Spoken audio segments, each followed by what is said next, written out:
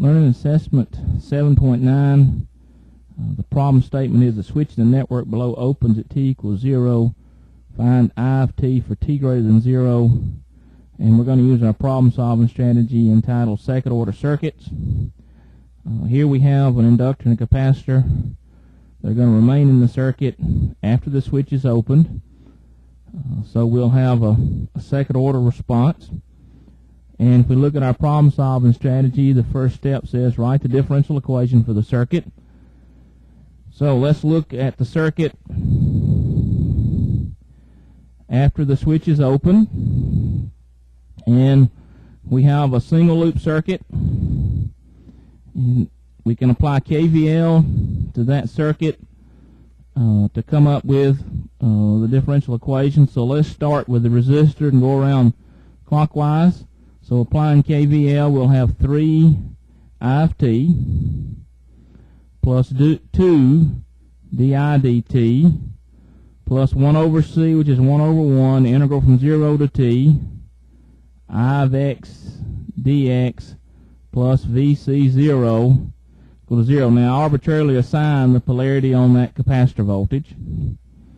Now let's take and differentiate this equation, and when we do, we'll get 3 di dt plus 2 times the second derivative of the current with respect to time plus I of t is equal to 0. This term, when differentiated, since it's a constant, it goes to 0. So now let's divide this equation through by 2. So we'll have d 2i dt squared plus 1.5 di dt plus 0.5 I of t equal to 0. So that completes step 1 of our problem solving strategy. Now if we look at step 2, it says the two roots of the characteristic equation. We want to look at the characteristic equation, and that determines the form of our response.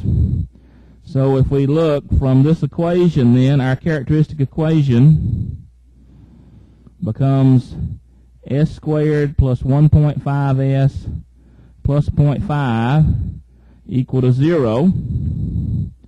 And the roots for our equation are s equal minus 1 and s equal minus 0.5.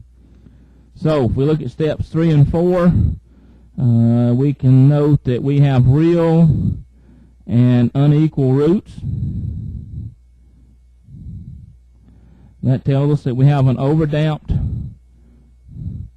response,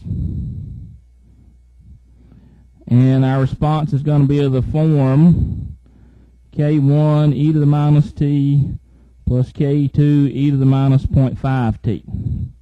So now our task is to find values for k1 and k2, and to do that, let's first draw our circuit at t equals 0 minus.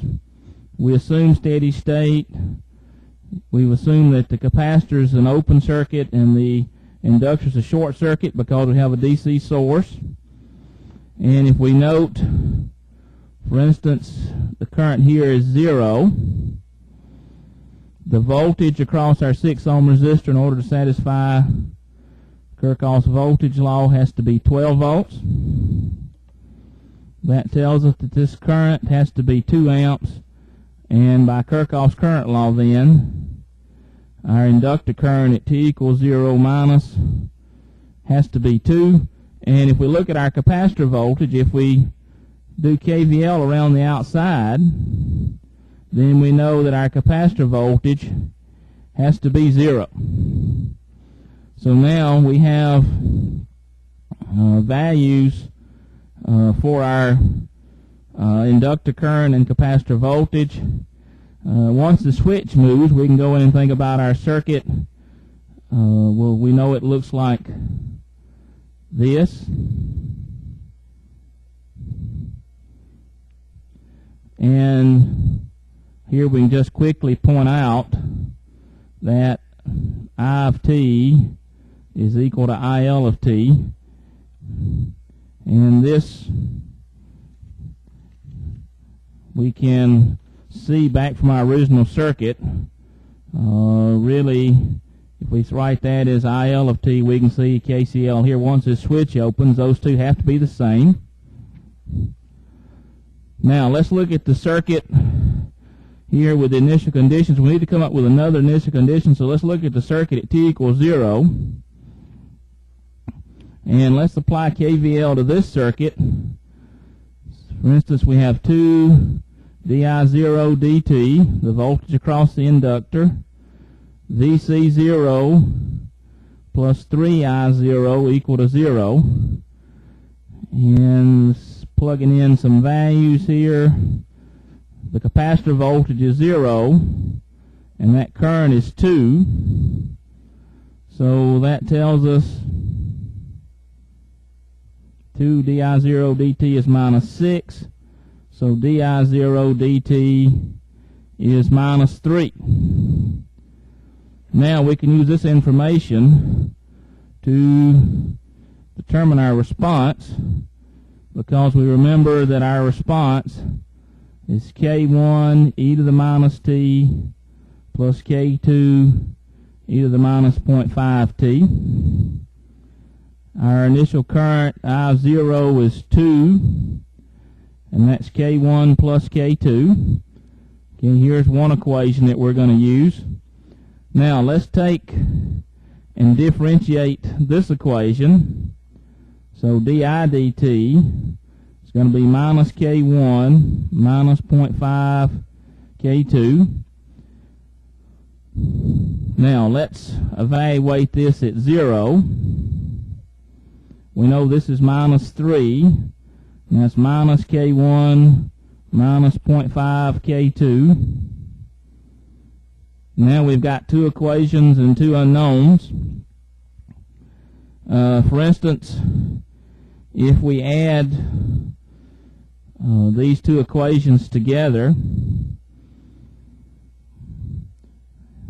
and when we do that, for instance, we'd have minus 1 is equal to 0.5 K2. So that would tell us that K2 then is minus 2, and therefore K1 has to equal 4. So then this gives us our solution, that I of t is 4 e to the minus t minus 2 e to the minus 0.5 t amps, t greater than 0, and we notice that that does check the initial condition too.